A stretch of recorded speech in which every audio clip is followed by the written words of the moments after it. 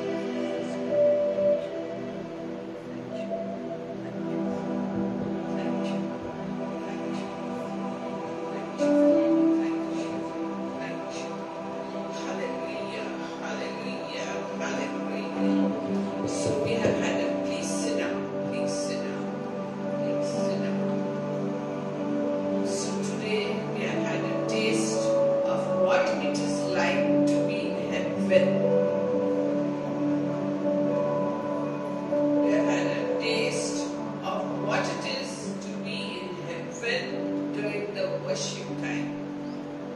మరి ఈ ఉదయకాలం నందు మరి ఈ గాన బృందం ద్వారా మనకు తెలిసినది ఏమంటే దేవుడు మన మధ్యలో ఉన్నాడు. మరి పరలోకంలో ఏమన్నా దేవుడు బృందులు దేవుని ఆరాధిస్తాడు, స్థుతిస్తాడు అనే విషయాన్ని మనందరికీ స్పష్టంగా తీసుకొచ్చాడు ఈ గాన బృందం. So heaven came down to us and we were experiencing heaven during the worship. మరి పరలోకమే మన మధ్యకి వచ్చి వచ్చినట్టుగా మనం గ్రహించినాము, మన అనుభవాన్ని చెందినాము. దానికి దేవుని కృతజ్ఞత చెల్లించున్నాము. All thanks to Nitish, Victor, Naveen, Ravi and Manoj who is with us also. మరి మేమందరూ కూడా నితీష్, నవీన్, విక్టర్, మరి రవి, మరి కొత్తగా వచ్చిన మనోజ్ మరి ఇక్కడ ప్లే చేస్తున్నారు. వారికి మేము వందనాలు చెల్లిస్తున్నాము. Thank God for this worship team. ఈ గాన బృందాన్ని దేవుడు ఎంతో మిక్కిలిగా ఆశీర్వదించుగాక. They are so faithful and they put their whole heart. Hallelujah, hallelujah. Antokantaha, Rihantaha, Kachohan, Siakarohantaha, Aloha, Likantaha, Kashian, so Antia, Kantokan, Sato. My beloved children, the worship team is going to be rewarded, each one of them. ఇక్కడ ఉన్న మరి మా worship team ప్రతి వారిని కూడా ప్రత్యేకంగా మరి దేవుడు ఆశీర్వదించుగాక. Each one of them will receive rewards on this earth and eternal life in heaven above with the living Savior. పరలోకం నుంచి మన దేవుడు వారికి కావాల్సినవన్నీ ఆయన అనుగ్రహించి మరి వారిని ఆశీర్వదించుగాక. And since you have the taste of heaven, you develop that taste and go forth from glory to glory, glory to glory, glory to glory, magnifying the Lord God above. మరి ఏ విధంగా వారు ప్రతి సమయంలో ఎంతో భక్తి పూర్వంగా విశ్వాసంగా ఇక్కడ వచ్చి దేవుని స్తుతిస్తూ ఉంటారు. కాబట్టి వారు ప్రతి సమయంలో కూడా పైకి వెళ్ళి తమ చేరు ఆనందం ಹೆಚ್ಚుగా మార్చుతూ మనం ఎంతో ఆనందపరుస్తున్నందుకు దేవుడికి వందనాలు చెల్లిస్తున్నాం. My grace and mercy upon them, my loving kindness upon them, and upon all of you who joined your hearts with them. మరి ఇక్కడ ఉన్న ప్రతి వారి పైన కూడా మనం అందరూ కూడా మన మనసులను, మన హృదయాలను వారు చేస్తున్న ఆరాధనలో కలిసి మనం ఎంతో ఆనందించినాము. దానికి దేవుని స్తుతులు చెల్లిస్తున్నాము. Came down and glory filled our souls. ఇక్కడ పూర్తిగా మన లోకం దిగి వచ్చి మన అందరిలో కూడా మహిమ మనం అనుభవించున్నాము. My grace be upon you. I must be upon you. In Jesus' name. నా కృప నా మహిమ మీపై ఉన్నది యేసు ప్రభు నామములో అడుగుతున్నాము. ఆమేన్. Amen. Amen. I see you, Abakashomansia. I see you, my son, Vasant Kampahaloha, who has come to bless our worship team. మరి ఇక్కడ వసంత్ గారు వచ్చారు. వారు ఇక్కడ మిక్కిలి ఆనందపడి మన వర్షిప్ టీంకు వారు ఆశీర్వదించడానికి వచ్చారు. Yes, he is a pastor doing God's work, and we welcome each one of you. అతను మరి సంఘ కాపుని ఇక్కడ వచ్చిన స్పెషల్గా వీరికి ఆశీర్వదించడానికి. Grace be yours, mercy be yours. In Jesus' name. Amen. Amen.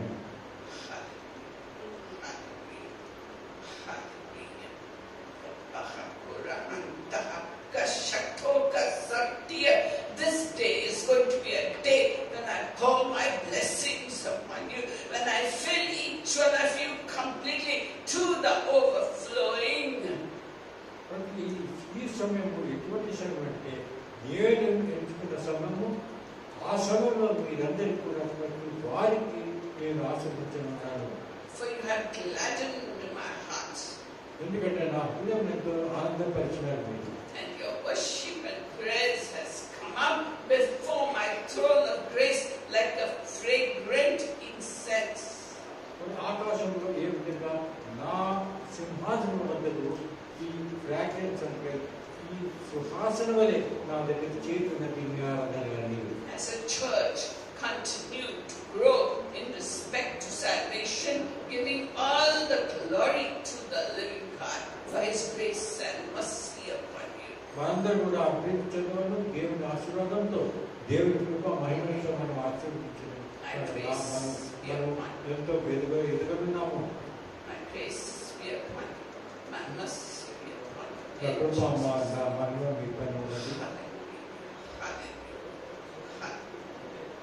So we have been still in the book of Romans in chapter 8. ఇంతవరకు మనము 8వ అధ్యాయం రోమన్ల గ్రంథము 8వ అధ్యాయం నుంచి ధ్యానించుకున్నాము.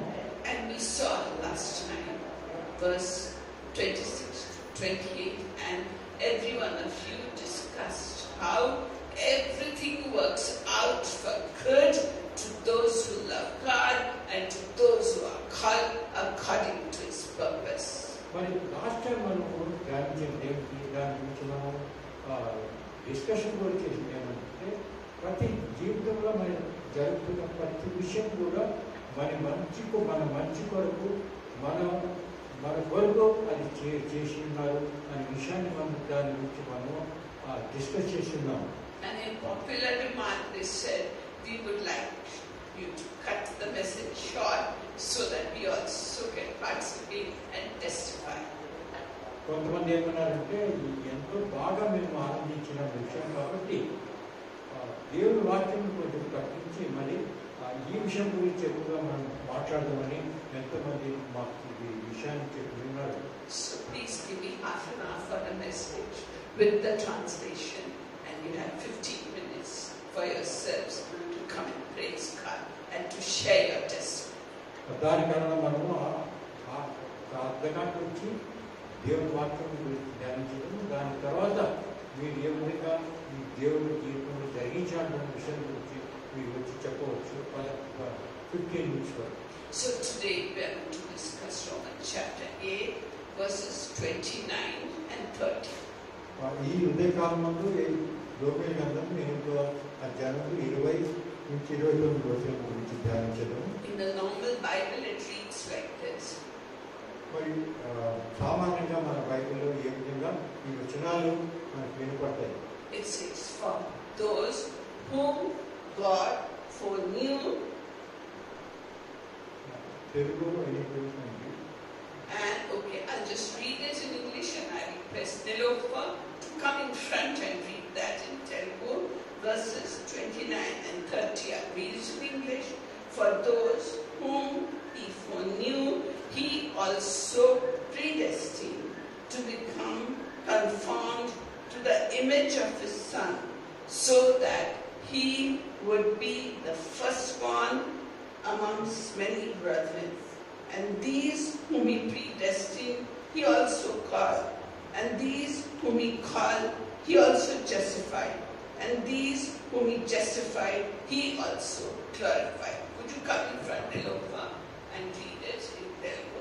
ఇదే మరి మన తెలుగులో ఈ వచనాన్ని అంటాం. No, at the mic.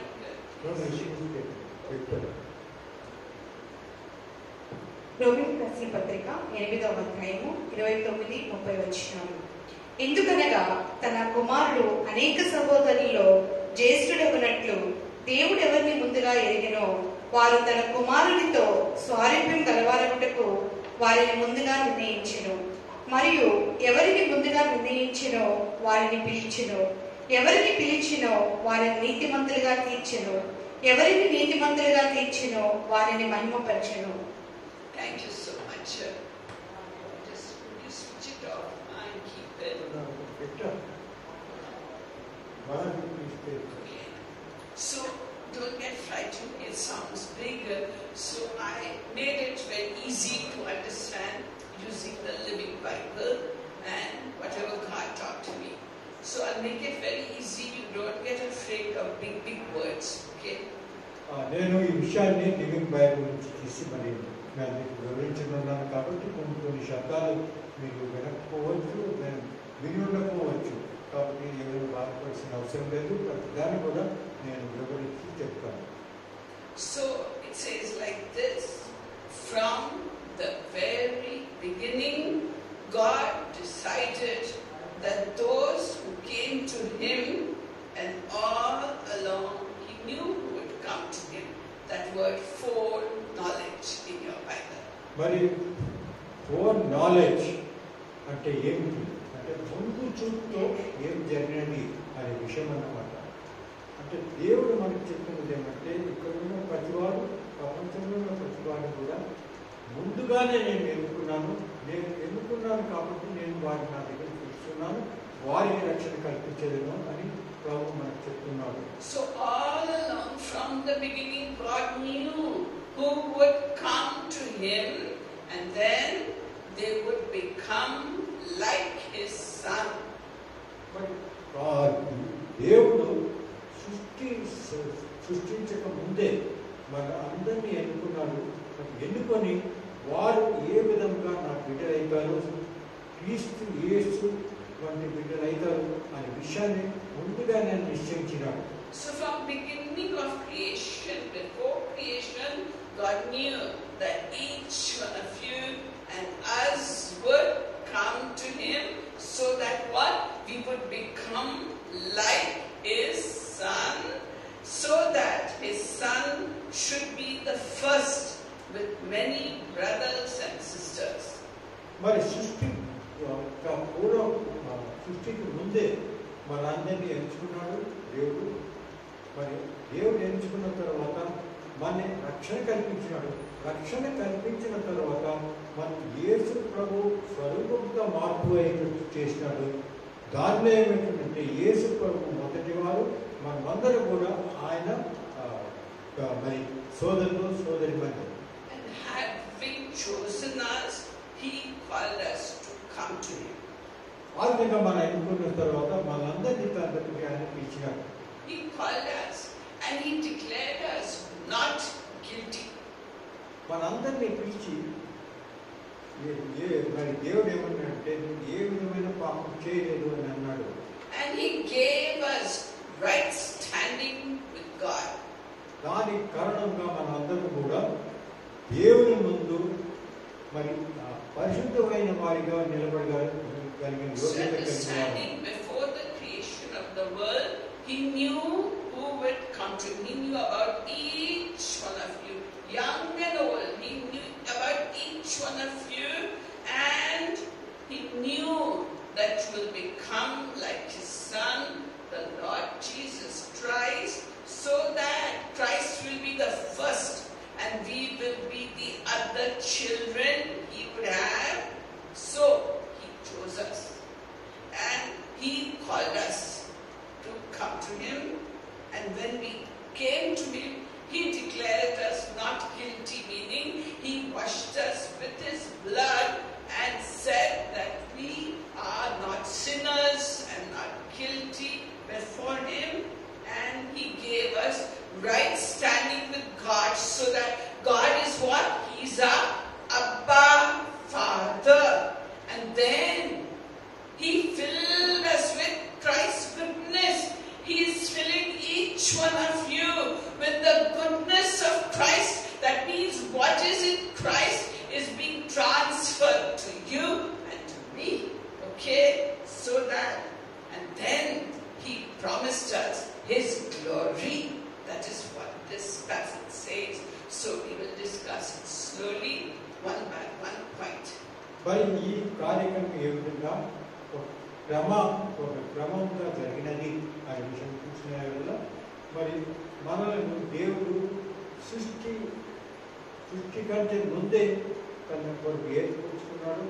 దాని తర్వాత తన బిడ్డలుగా చేసినాడు. తర్వాత మరి యేసు ప్రభు ద్వారా మనం రక్షణ పొంది దాని ద్వారా యేసు ప్రభుగా తల్లి మరి కుమారు యొక్క సోదరులు సోదరి అయిన తర్వాత మరి దాని ద్వారా మనం దేవుని యొక్క నిలబడుటకు పాపం లేని వారిగా తీర్పబడి నిలబడుటకు మన అర్హత కలిగినది. So the first point we are going to discuss is God's foreknowledge.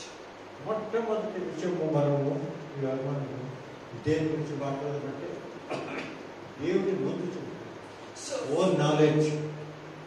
So from the beginning of time, God knew and He decided who would come to Him, and all along He knew that each one of us is going to come to Him. That is foreknowledge. మరి ముందు చూపు own knowledge అంటే ఏమిటి అంటే ముందుగానే ప్రభు తెలుసు, దేవునికి తెలుసు తన బిడ్డలు ఎవరు, తన దగ్గర వచ్చేవారు ఎవరు, తన రక్షణ పొంది తన ముందు వచ్చేవారు ఎవరు అని ముందే దేవునికి తెలుసు అనే విషయాన్ని four knowledge. And all this is written in the Bible. That is how we know these things, because Bible is God breathed. It is the word of God, God talking to us. So let us see what the Bible says about this. నేను చెప్పు మాటలన్నిటి కూడా మరి లేఖనంలో రాసి ఉన్నది. నేను నా పక్క నుంచి ఏం చెప్పలేదు, ఇవన్నీ కూడా లేఖనంలో రాసి ఉన్నాయి. So Psalm 147 verse 5 says like this. మరి కీర్తన గ్రంథం 147వ కీర్తన 5వ వచనం ఈ విధంగా మాట్లాడుతున్నది. It says, how great is He, His power is absolute, His understanding is unlimited. మరి ఈ కీర్తన 147 5వ వచనం ఈ విధంగా వస్తున్నది.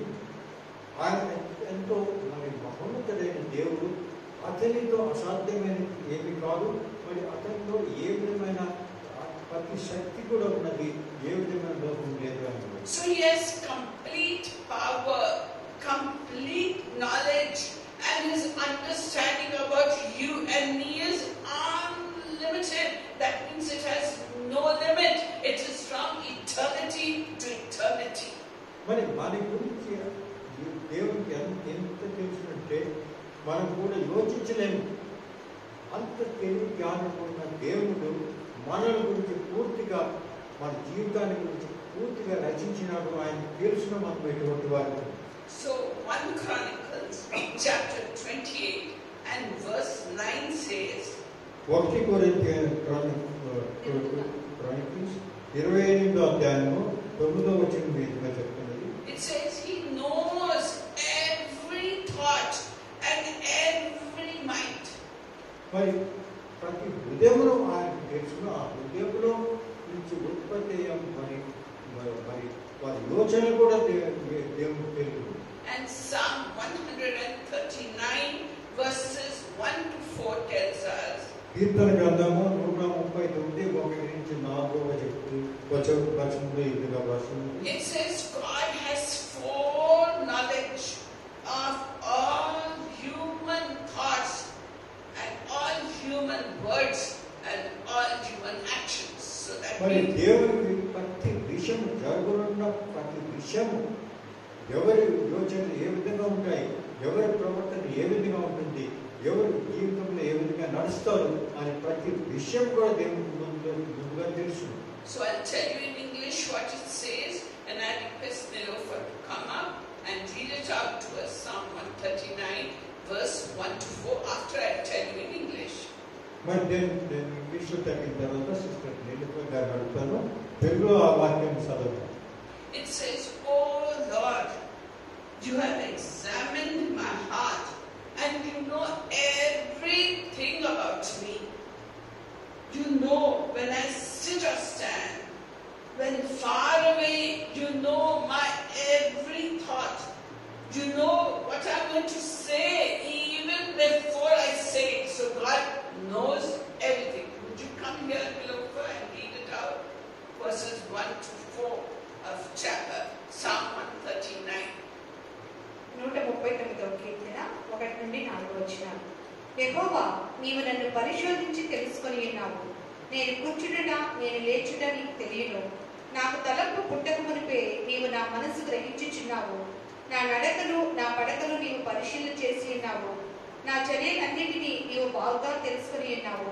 యెహోవా, మాట నా నాలుకకు రాకమునిపే అది నీకు పూర్తిగా తెలిసి ఉన్నది.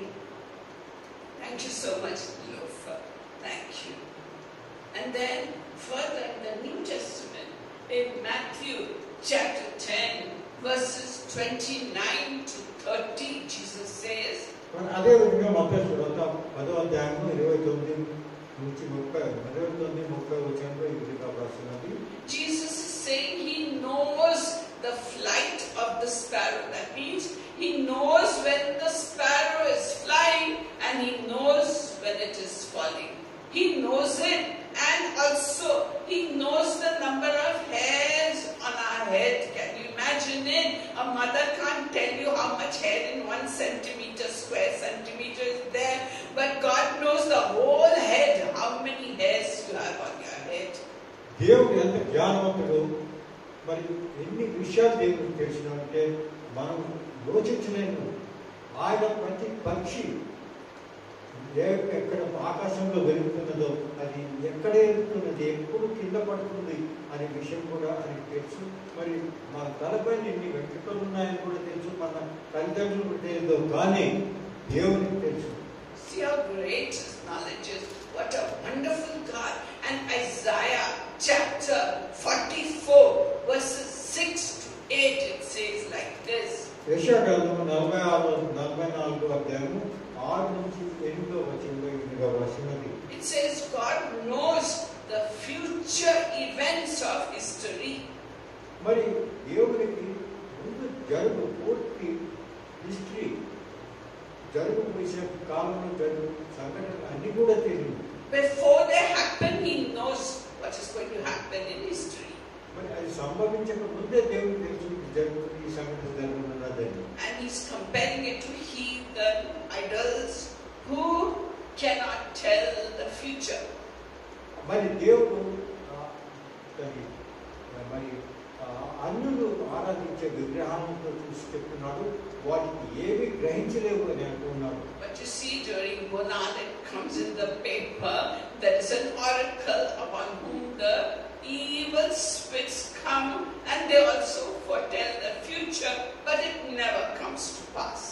మీరు చూసినట్లయితే బోనాలు జరిగేటప్పుడు కొంతమంది పైన అది సాతాను శక్తి వస్తుంది, దాని ద్వారా వారు కొన్ని విషయాలు చెప్పారు ఏ విధంగా జరుగుతున్నారు, కానీ వీళ్ళు చూసిన అవి జరగవు. And I'll read it out what the Lord says, and I request Nilofer also to come and read it. Isaiah 44 verses 6 to 8. The Lord says, I am the first and the last. There is no other God. Who else can tell you what is going to happen in the days ahead? Let them tell you if they can and prove their power. Let them do as I have done since ancient of time. God is challenging the idols to foretell the future like God has foretold. So in the Bonal, they tell many things. They say good rains, good crops, good money, good marriage, all that they say, but it never happens. So God is challenging the idol. Would you come please here and read it out? Isaiah 44, 6 to 8. యెషయా 44 6 నుండి 8 వచనాలు. ఇశ్రాయేలు రాజైన యెహోవా, వారి విమోచకుడైన సైన్యముల అధిపతియగు యెహోవా ఇలాగ సెలవిచ్చుచున్నాడు, నేను మొదటి వాడను కడపటి వాడను, నేను తప్ప ఏ దేవుడును లేడు. ఆదిలోనున్న జనమును నియమించినది మొదలుకొని నేను తెలియజేయచ్చు వచ్చినట్లు తెలియజేయగలవాడెవడు? అట్టి వాడు ఎక్కడైనా నుండి నెడలా నాకు తెలియజెప్పవలెను, ఆ సంగతి నాకు ప్రచురపరచవలెను. అట్టి వారు భవిష్యత్ విషయములను జరగబో సంగతులను తెలియజెప్పువారై ఉండవలెను.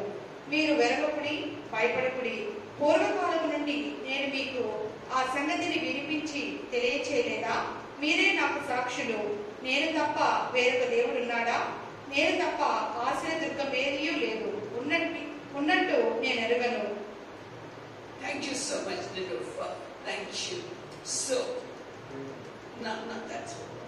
So we find that God can tell you in detail and accuracy what is going to happen in history. We'll see that how he tells with an example. So one example is in Genesis 3 and chapter 15. మరి దేవుడు భవిష్యత్తులో జరుగు విషయాలన్నీ ఏ విధంగా జరుగుతుంది అనే విషయము ప్రతిదీ కూడా ఖచ్చితంగా మరి చెప్తూ ఉంటాడు. కొన్ని ఉదాహరణలు మనము మరి గ్రంథం నుంచి లేఖనం నుంచి చూసేద్దాము. మొదటి ఉదాహరణ ఆదికాండము 3వ అధ్యాయము 15వ వచనం. So God declared to Satan, from now on, you and the woman will become enemies. అక్కడ మీరు చూసినట్టయితే దేవుడు మరి సర్పాన్ని ఈ విధంగా శపించాడు. ఏమన్నాడంటే నీకును ఆ స్త్రీ మధ్య ఎల్లప్పుడూ వైరం ఉంటుంది అని అక్కడ మరి ఆమె శపించినాడు. And the serpent's offspring and the woman's offspring, they will be enemies. దాని కారణంగా ఒకరి సర్పం సంతానంతో మరి మానవుడి సంతానంతో ఎల్లప్పుడూ వైరం ఉంటుంది. You will strike his heel, but he will crush your head.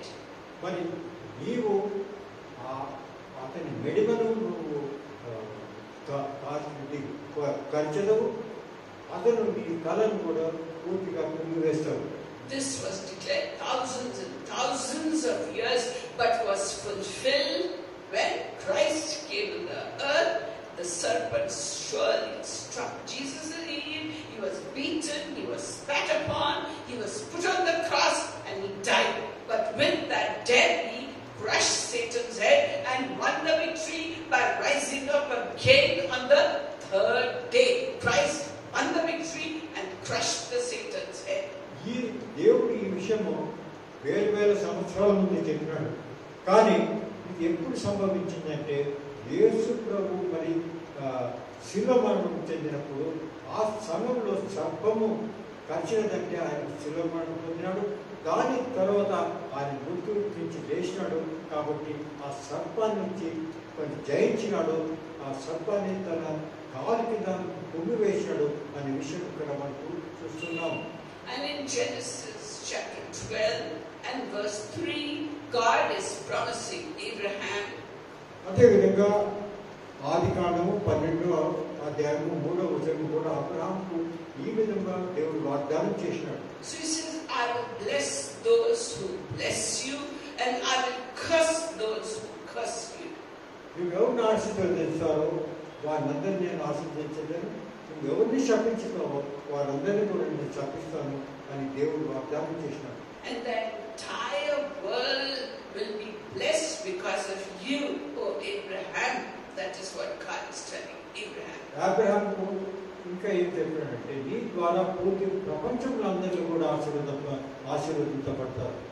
And according to God's word, Abraham's children, the nation of Israel is a small nation, but it has blessed the world with the scientific developments in the computer, in the medical field, in agriculture, in exports from a dry and desert land, exports of oranges and flowers, and exports of technology to the whole world.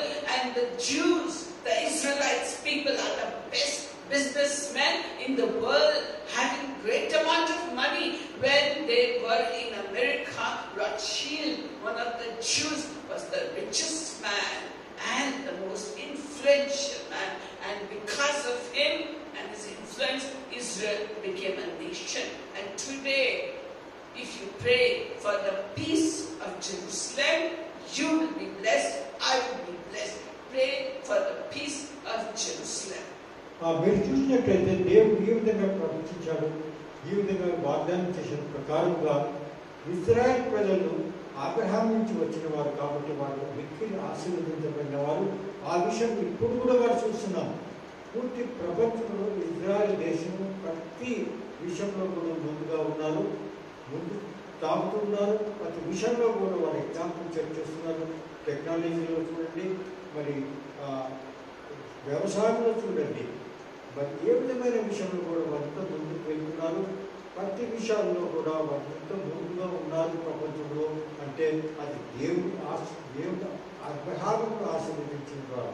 And what did God say in Isaiah? I tell you history before it happens. You heard now? So God is telling us history in Daniel in chapter 2, verses 31 to 45. God is telling to King Nebuchadnezzar through a dream of how history will unfold in the world. అదేవిధంగా దానియేలు గ్రంథము 2వ అధ్యాయము 31 నుంచి 45 చదివినట్లయితే దేవుడు పూర్తి ప్రపంచ చరిత్ర ఏ విధంగా జరగనున్నది అని దానియేలు ప్రవక్త ద్వారా మనకు చెప్పినట్టుగా So a dream King Nebuchadnezzar had. He could not remember the dream and he could not remember the interpretation. So he told his officers, go kill all the wise men that are in Babylon. Kill them all. But Daniel was also one of the wise men. He told the king, I will pray to God and tell you what the dream was, and I will tell you the interpretation of the dream as God gives me revelation. మరి Nebuchadnezzar అనే రాజుకు కళ వచ్చినది. ఆ కళ ద్వారా మరి ఈ విషయాన్ని అంత పూర్తి చరిత్రను ఆ కళలో నెబుకద్నెజర్ రాజుకు వచ్చినది. దేవుడు ఆ కళ ద్వారా చూపించాడు. కానీ నెబుకద్నెజర్ మర్చిపోయినాడు ఆ కళ ఏమిటంటే. దాని కారణంగా అతను పూర్తి దేశంలో జ్ఞానులందరినీ పిలిచి నా కళ ఏమిటి, దానికి అర్థమేమి చెప్పన్నాడు. వారు చెప్పిపోయినప్పుడు వారందరినీ వారు భరించినాడు, చెప్పినాడు. కానీ దానియేలు మాత్రము ఆ కళ ఏమిటి అని వివరించినాడు. So God revealed to Nebuchadnezzar, a heathen man, the rise and the fall of nations of the earth, and ultimate establishment of the kingdom of God on this earth, which completely agrees what is said in the book of Revelation. మరి ఈ విషయము దేవుడు వివరించాడు, దానియేలు రాజుకు వివరించాడు. జరుగు కాలంలో ఏ విధంగా ఒక దేశాలు వస్తాయి, ఏ విధంగా పడిపోతాయి, ఏ విధంగా దేశంలో పూర్తి ప్రపంచంలో ఈ మార్పులు వస్తూ ఉంటాయి అనే విషయాన్ని చెప్పాడు. అదే విషయం మీరు చూసినట్లయితే ప్రకటన గ్రంథంలో ఇవన్నీ జరగనున్నవి అని రాసి ఉన్నారు. So Daniel and his friends Shadrach, Meshach and Abednego humbled themselves and prayed to God, and God revealed what Nebuchadnezzar had dreamed to Daniel and also the interpretation.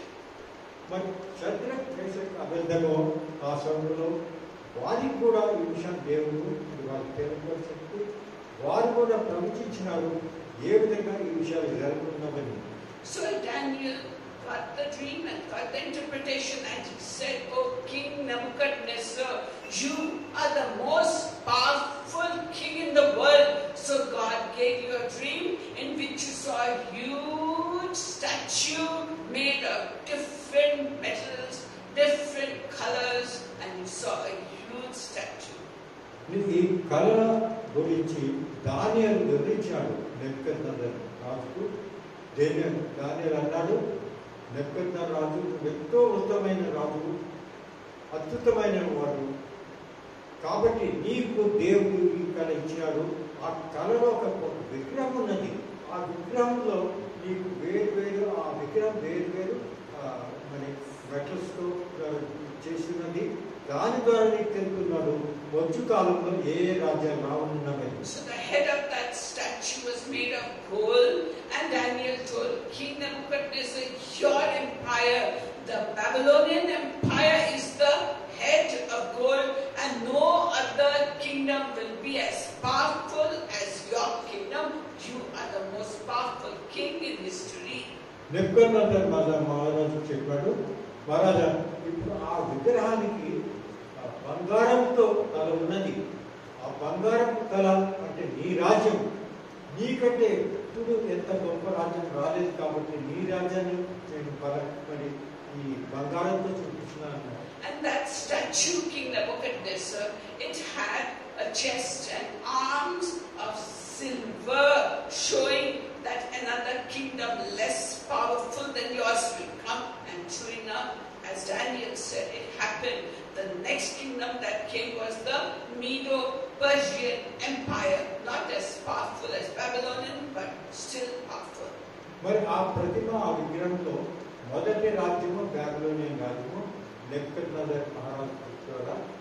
అతను పడిపోయిన తర్వాత రెండో దాని ఆ విగ్రహం యొక్క ఛాతీ మరి చేతులంతా కూడా మరి వెండితో చేసుకున్నది.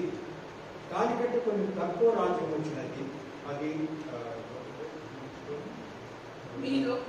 మీడో పర్షియన్ రాజ్యం. And then he said the belly and the thighs of the statue were made of bronze.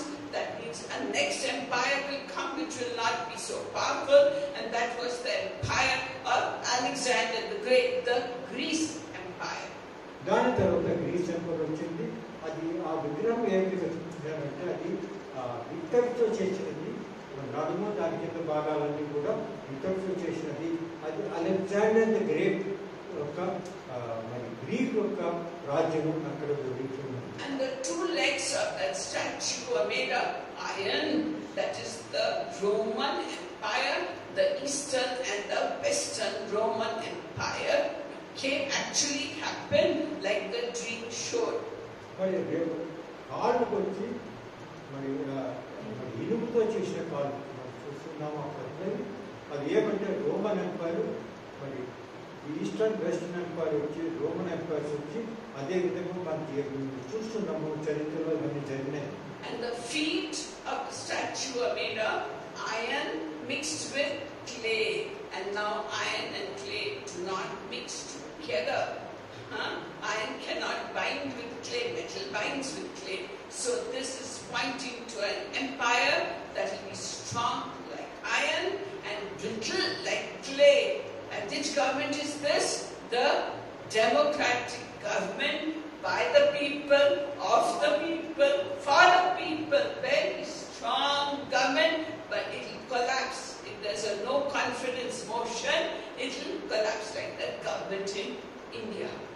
మరి ఆఖరిగా మరి పాదములు చూసినట్లయితే దాని ఇనుముతోనూ మట్టితోనూ చూసినట్టు చూసాను. ఇనుము మట్టి మనం అది ఎప్పుడు కలవదు, ఉండవు, అది అందరికీ తెలిసిన విషయమే. అది ఏ దాన్ని సూచించున్నదంటే డెమోక్రసీ అంటే ప్రజాస్వామ్యాన్ని మరి చూస్తున్నాము. ఆ రాజ్యాలు వచ్చినట్టుగా విషయాన్ని ఇప్పుడు మనం చూస్తున్నాం కూడా.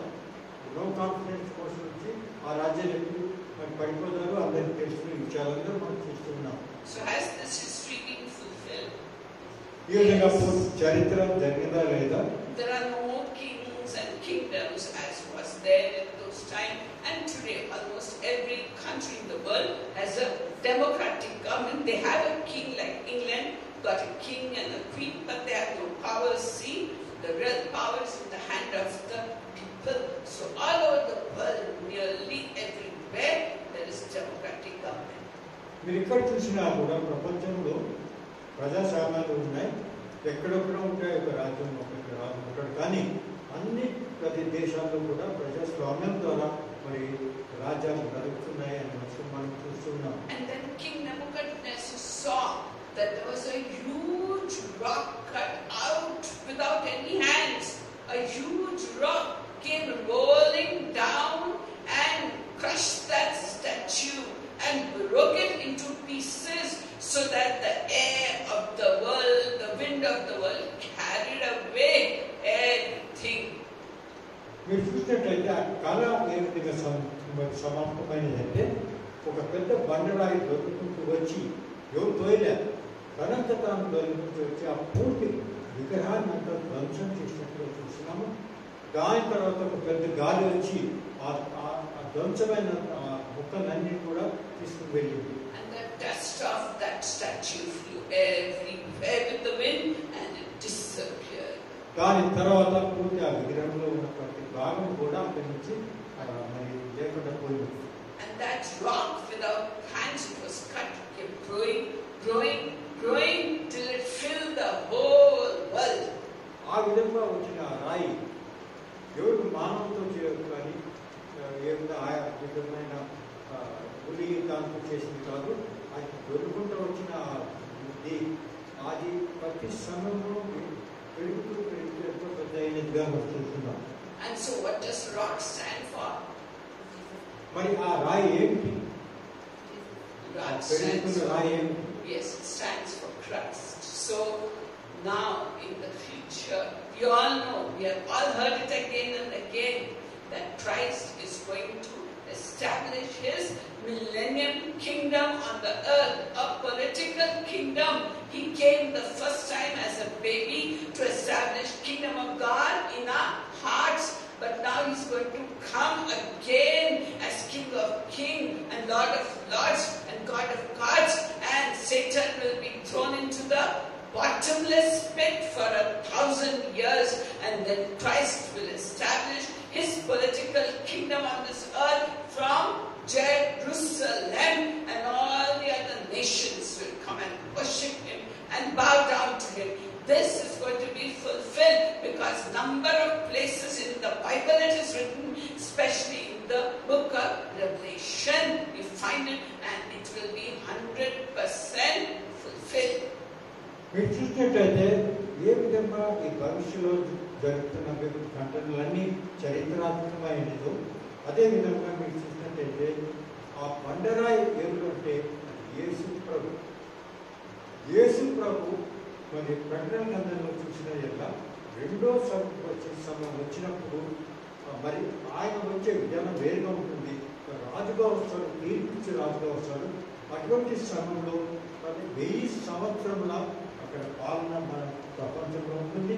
అటువంటి సమయంలో సాతాను బంధింపబడి మరి బాటమ్లెస్ పిట్ అంటే అక్కడ అడుగు లేని ఒక లోతైన దాంట్లో వేసి అక్కడ బందీ అయ్యాడు. దాని తర్వాత 1000 సంవత్సరాలు యేసు ప్రభు మరి పాలన చేస్తాడు. But not just for 1,000 years. It will be for 1,000 years, and Satan will be released for a little while, and again there's going to be a great battle between forces of God and forces of the devil. There's going to be a great battle. And who's going to win the victory?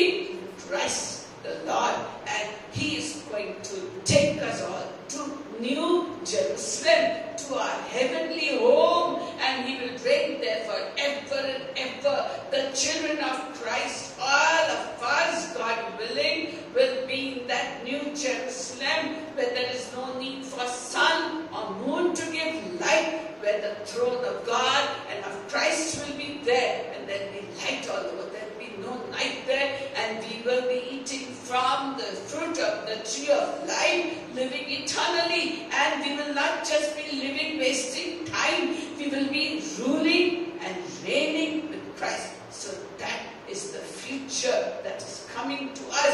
So every prophecy regarding history of the earth has been fulfilled, and this prophecy also 100% is going to be fulfilled.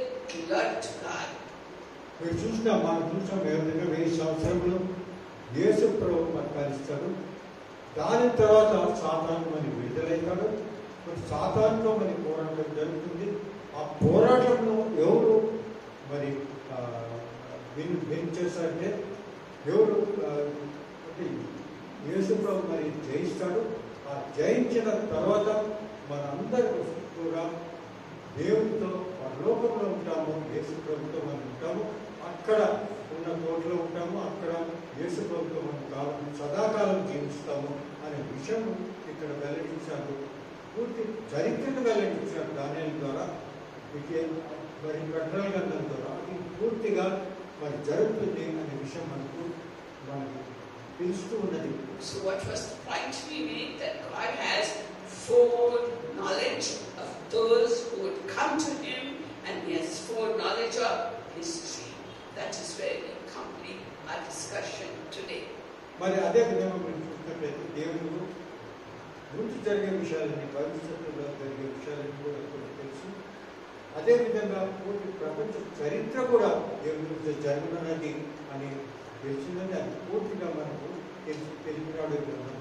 Now one person can come up and give testimony of how God has been good to you. I request someone who has not given testimony or spoken before would please come forward and tell us how God has blessed you.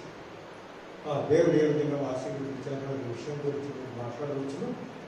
దీంట్లో ముఖ్యంగా ముందు మాట్లాడిన వారికి రెండో chance ఉంటుంది, కానీ కాబట్టి మాట్లాడిన వారికి మొదటి ఛాన్స్ ఇస్తుంది. Yes, please come forward. Come, Shelley, would you like to come? and you have 7 minutes, okay? And then we must conclude the service because you all have to go. Come on, come on. Hold it close. Praise the Lord.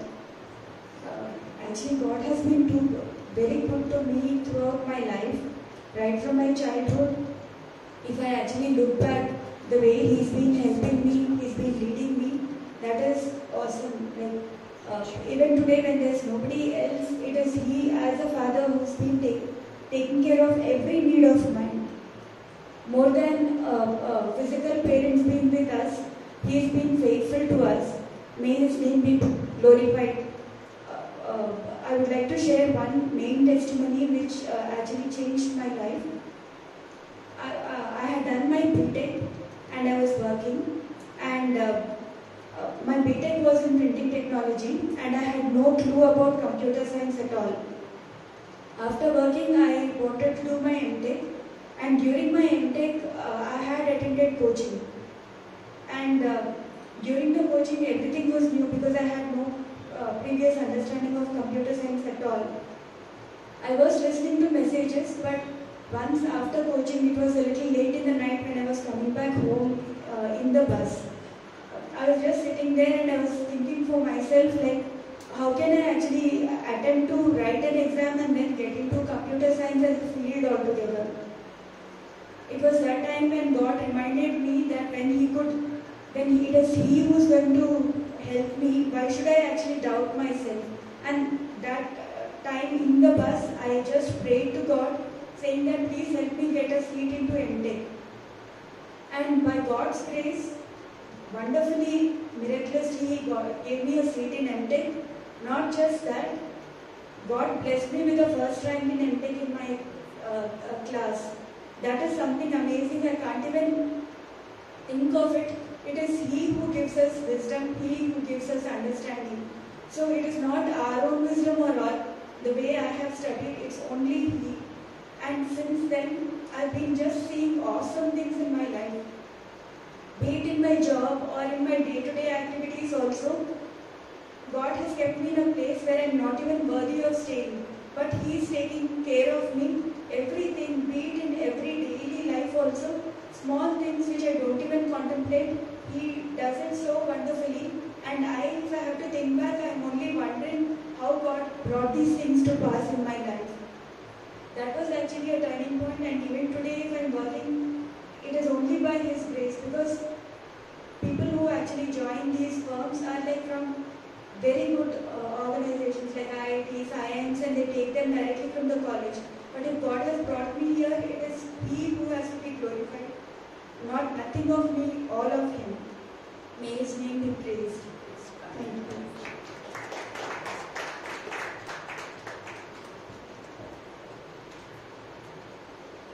Thank you so much, Shirley. Then we still have 3-4 minutes. Would somebody else like to talk and tell a testimony about how God is being? Would you like to tell Veronica in just 3-4 minutes, because everyone has to go to church today? Yeah, 2 minutes. Yeah, please. Come, Veronica. Yeah, you can stand up, please. Here, please come stand up. Just 2 minutes, okay? You can tell how recently God has blessed you. Praise the Lord, అందరికీ. Good morning, అండి.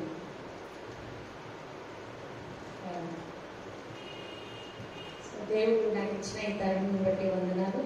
మన జీవితాల్లో మరొక నూతన దినాన్ని అనుగ్రహించిన దేవునికి వేలాది వందనాలు.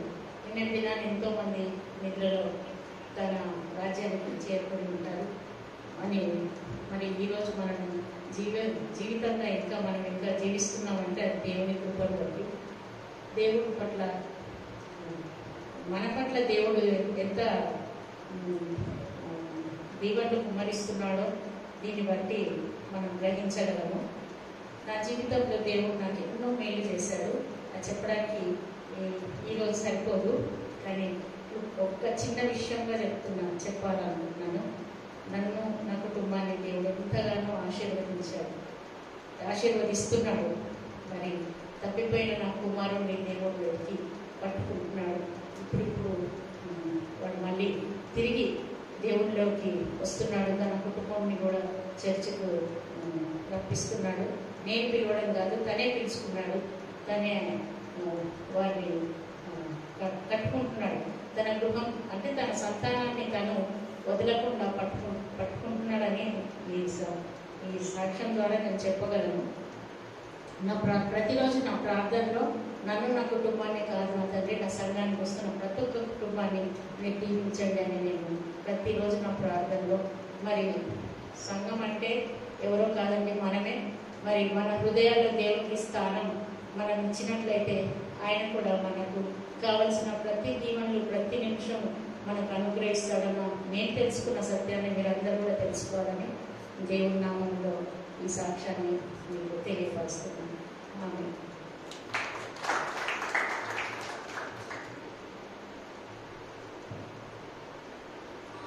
Thank you so much, Veronica.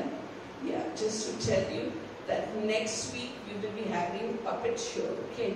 So please come in large numbers, bring children with you and be blessed so that you will be a blessing. Come and encourage Ruth, you know, Ruth Bhushanam. She has come here before and she preaches the gospel through puppets. So we'll meet next Sunday, okay? So let us just pray. Yes, let us just pray and conclude our service. Lord God, we thank you and praise you and exalt you for being in our midst and for ministering unto us. May your name be lifted up, honor and praise. We submit ourselves in your hand and give you all the glory for the wonderful testimonies that have come. May the peace of the Lord Jesus Christ, the love of God, and the fellowship of the Holy Spirit be, rest, and abide with you now and until the coming of the Lord. In Jesus' name. Amen. Amen.